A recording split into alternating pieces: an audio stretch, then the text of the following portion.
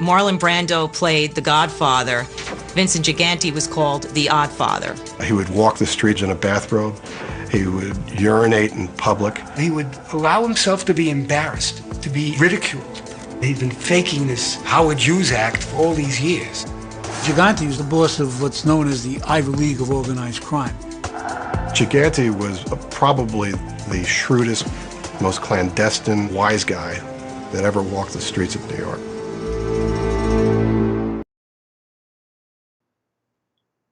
In the 1980s, Vincent the Chin Gigante can be seen shuffling his feet down the streets of Greenwich Village, wearing a bathrobe, slippers, his hair uncombed, a 5 o'clock shadow.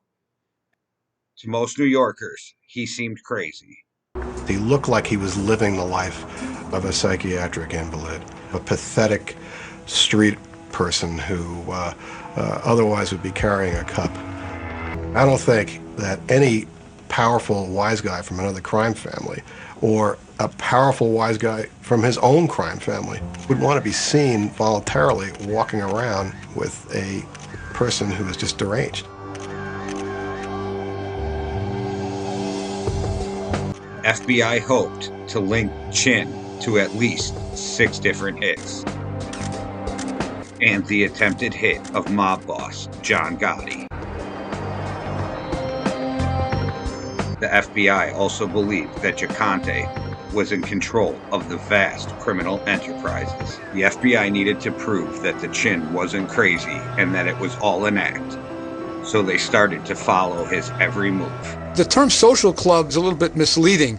Strangers would not be permitted. There's no membership.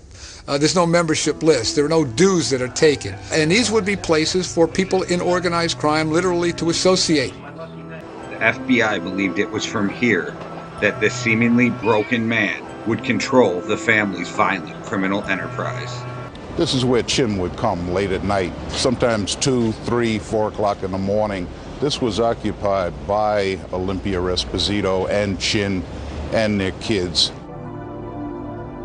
Late one night, I observed him with the bathrobe on, but I was close enough to him at the time to realize that underneath the bathrobe, he had a sharkskin suit on and a necktie.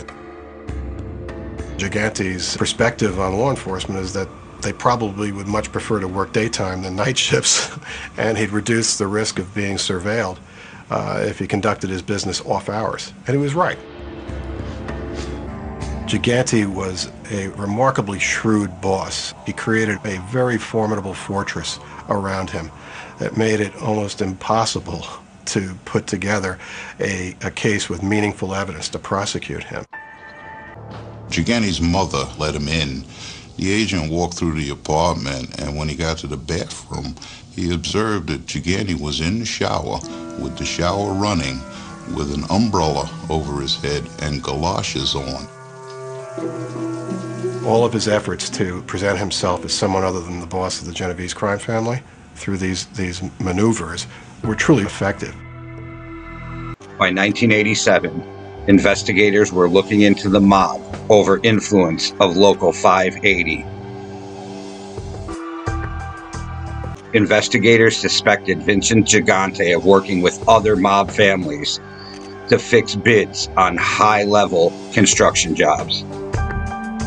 The feds used informant, underboss Peter Savino, to record conversations hoping to incriminate Gigante. Remember Uniseal?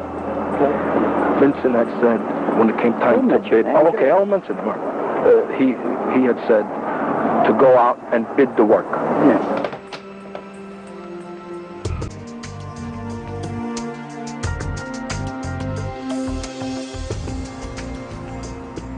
After a 2-year investigation, the feds had enough evidence to indict Gigante. Out comes this disheveled, old-looking individual who's supposedly the boss of the most powerful crime family in the United States. It's just a jarring sight.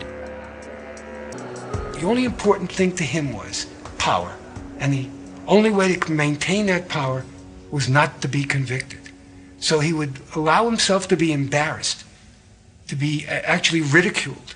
He didn't care, because he knew within his own environments he was known as a godfather. And that's what counted to him.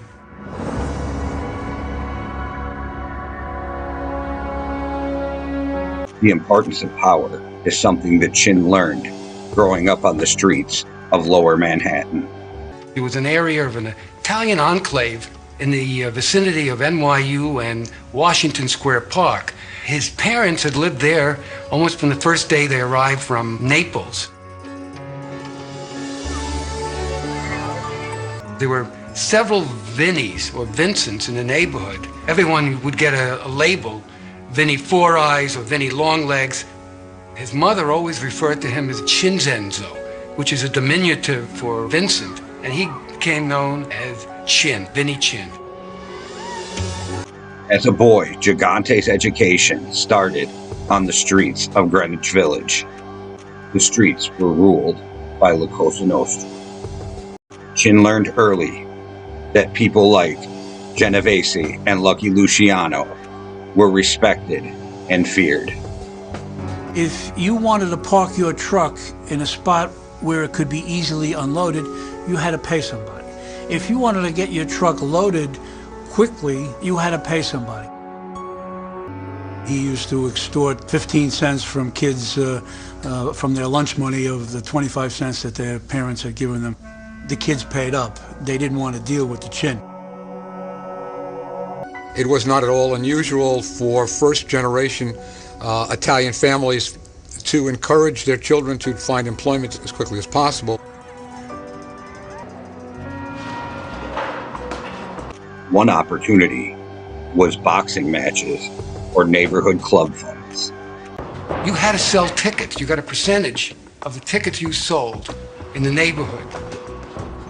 Chin was good with his hands. I've heard that he won 13 out of 14 boxing matches. I've heard he won 23 out of 24. Some of those bouts, no matter what the correct numbers are, were obviously fixed. Mob guys hung out in boxing rings, always looking to get a handle or a piece on an up-and-coming young fighter. I grew up in that same era.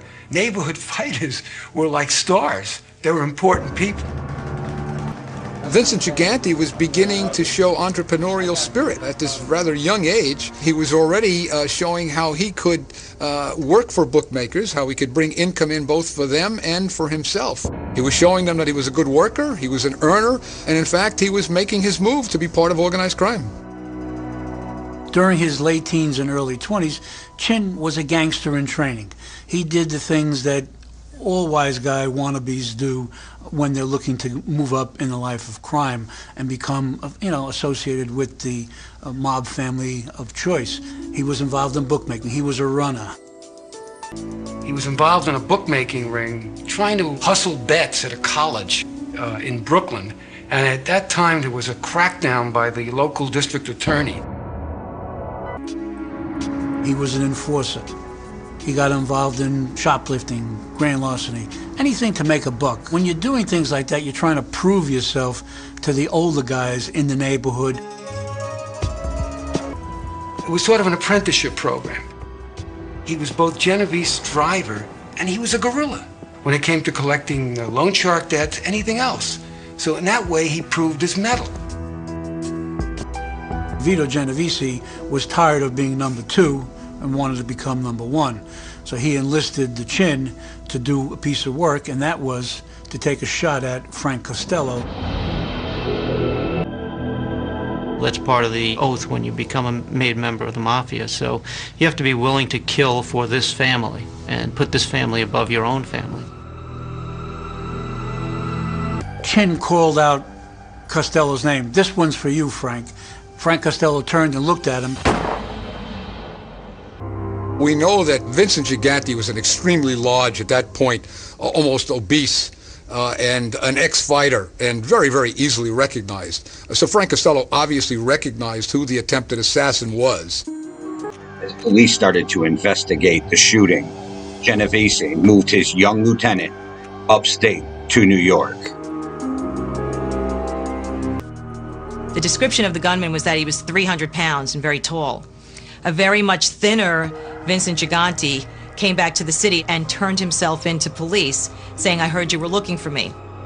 Surprisingly enough, a person who gave his occupation as both a janitor and as a tailor was able to hire at that time, probably the best criminal lawyer in New York, a man by the name of Maurice Edelbaum, to defend him. Vinny, did you give yourself up because you were afraid? No, you're crazy.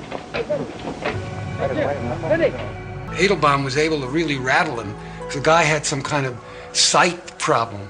He had an eye infection. So he was able to question it. When Costello left the witness stand, almost everybody in the courtroom heard Chin, in a kind of loud stage whisper, say, "Thanks, Frank." In ordinary circumstances, that would have been really the end of Vincent Gigante. He either would have been killed by loyalists of Frank Costello for attempting to kill the man, or he would have been killed by loyalists to Vito Genovese for blowing an assignment. Frank Costello was smart enough to see the handwriting on the wall, and he wasn't going to hang around to see if he could withstand another attack, and just stepped down and lived out the rest of his life in relative peace and tranquility. So instead of being executed, instead of being killed for a bungled hit, Gigante is brought into the crime family and now has great stature because he's connected with Vito Genovese, who's now the boss of that crime family. And his career was on the way up. Gigante's ties to Genovese made him a target for the feds. What is Gigante's relationship to you? I think you fellas have asked enough questions. I think you ought to leave Mr. Genovese alone. Gigante would soon develop a new disguise to cover up his criminal activities.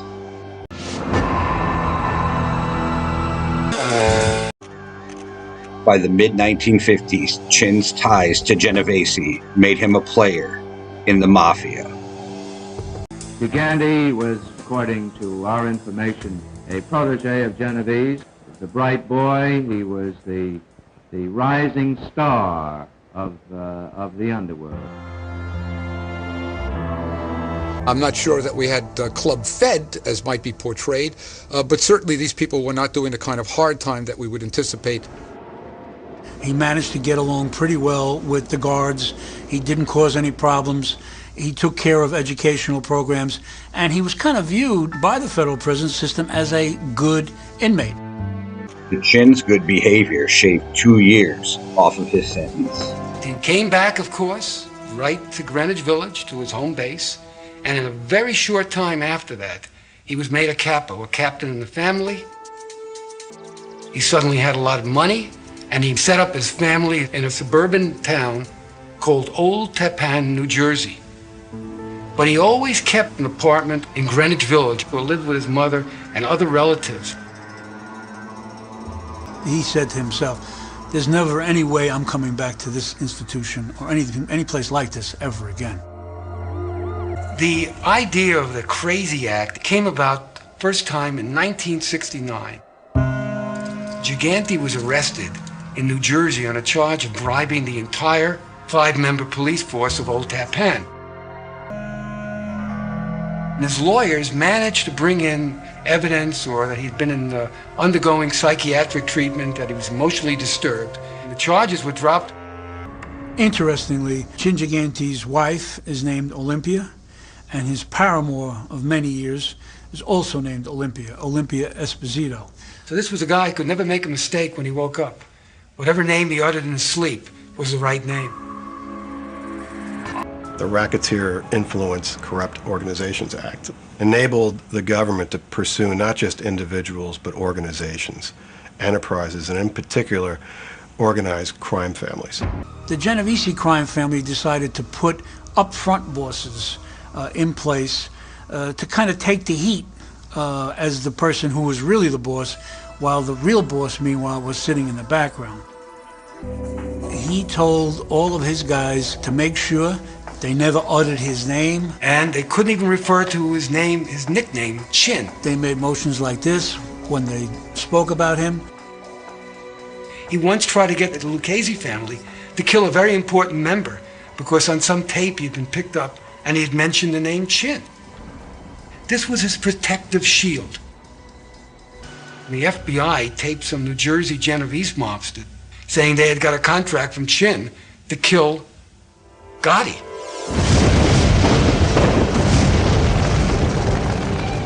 Fat Tony Salerno was a true blue gangster. He was not going to say, hey, I'm not the boss, you got the wrong guy.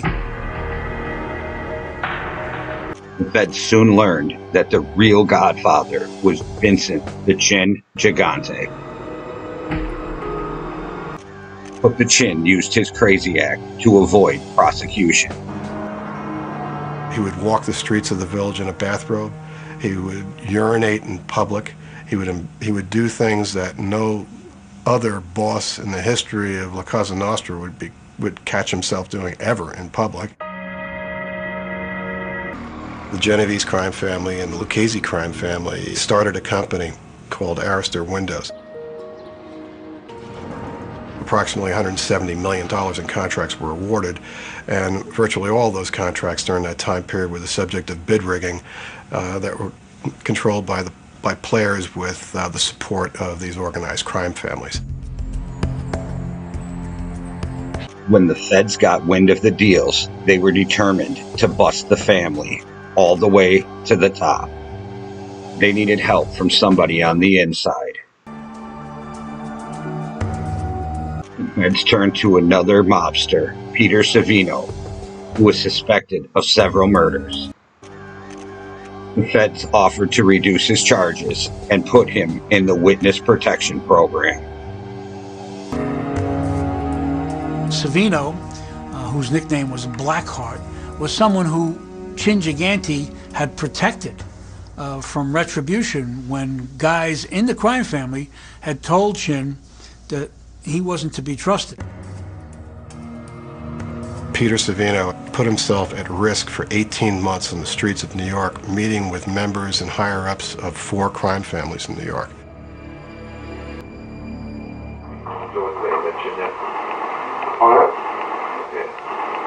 You mentioned yesterday at 1, 2 o'clock.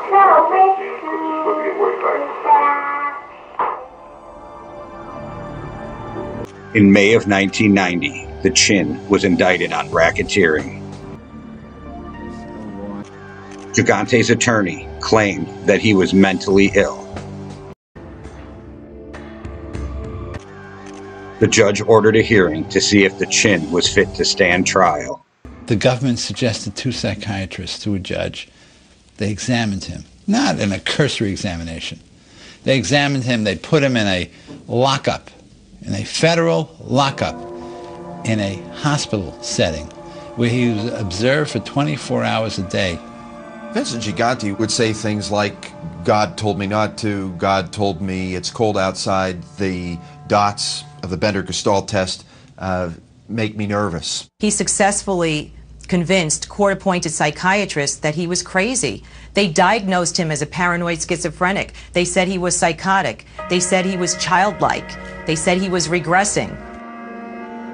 The man is sick. We've been telling you this for 6 years. He's sick. He doesn't know what's going on. You look at the surveillance photos that the FBI has over the years. You see Chin Gigante wearing his ratty bathrobe. But he's smoking a cigarette in those photos, and it looks like he's chatting with associates on the street. In those surveillance photos, he doesn't look so crazy. But when you saw him in public being escorted into court, the crazy act was in full swing. A chronic schizophrenic would be someone who had very poor social skills, and the idea that Vincent Gigante was cultivating 2 families is incompatible with the way socially chronic schizophrenics are. Oh, where'd it be? The barber? He probably didn't know you was in there. Sure he knows in there. He's come outside. You want me to take anything home? No. All right. Okay. See you later. Talk to you later. Bye. And ultimately what the court saw was that there were at least 3 lives of Vincent Gigante. There was the one that was described to a psychiatrist, where he was a person who was an invalid who lived alone with his mother. There was the Vincent Gigante who had another family they spent a lot of time with in the Upper East Side. And there was the Vincent Gigante who made regular meetings with higher-ups of the Genovese, Colombo, Gambino, and Lucchese crime families. His lips quivered, his eyes looked all over the place, his arms were shaking on occasion, his leg would twitch. The government put mob informant Sammy the Bull Gravano on the witness stand. Gravano testified that the Chin discussed killing informants and sharing profits without any signs of mental illness. I always wondered if I would ever see a sign of whether he was sane or not. And usually he just was hanging his head or mumbling as they wheeled him out. But one day there was an attractive woman standing off to the side. And as they wheeled him out, he looked her up and down once over, and then he looked at me and turned away quickly.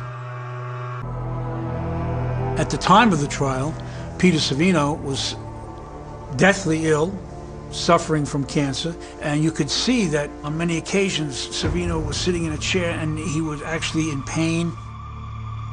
Peter Savino testified nonetheless about all of his dealings with Gigante, the window industry, Local 580, homicides, you name it.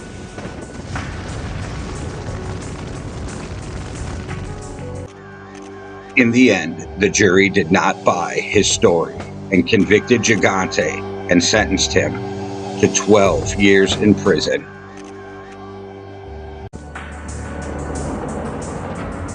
Bitter irony for Chin was 3 months later, Peter Savino died from cancer. And if Gigante had been able to hold out for another 4 months before being brought to trial, he might still be out there today instead of in a federal prison.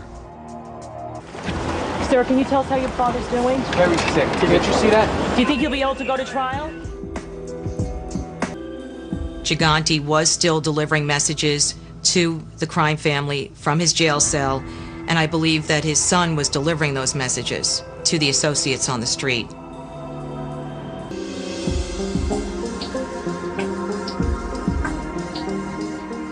On 9/11, some other inmates were watching television, and they knew that Gigante was from New York, and they told him about it, and he then watched what everyone else watched on television, which is the planes hitting the World Trade Center, and quickly got a call through to his family to check, to make sure that everybody was okay. Of course, this was being recorded by the Bureau of Prisons. Some of those taped conversations with both his wife and his girlfriend were among those that the prosecution intended to use at trial to prove that he really was lucid and able to speak in full sentences and really knew what was going on. So in effect, even though Andrew was never a made man and he was never a soldier, Chin used him and at the same time got him implicated and got him convicted.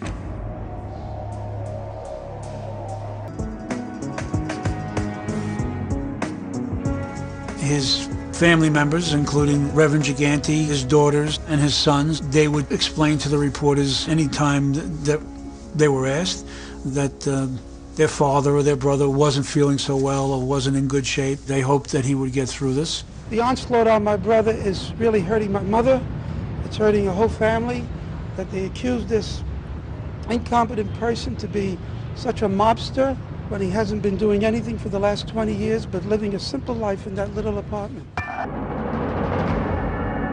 In the end, I think Gigante decided to plead guilty for two reasons.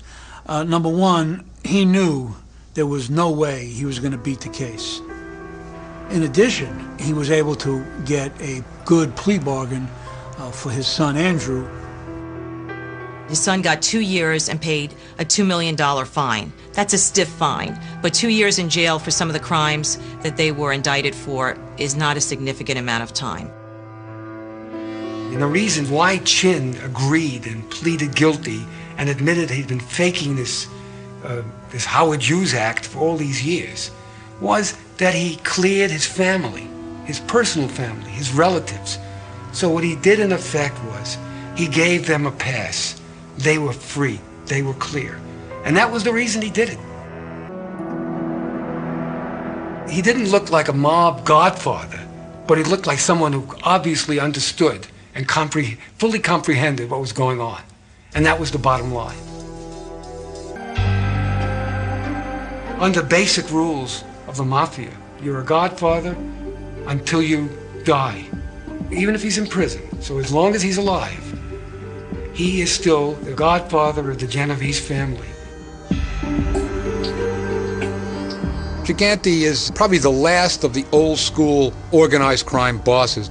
I don't think there'll ever be another Vincent Gigante or an individual like Vincent Gigante. He really is the last of his breed.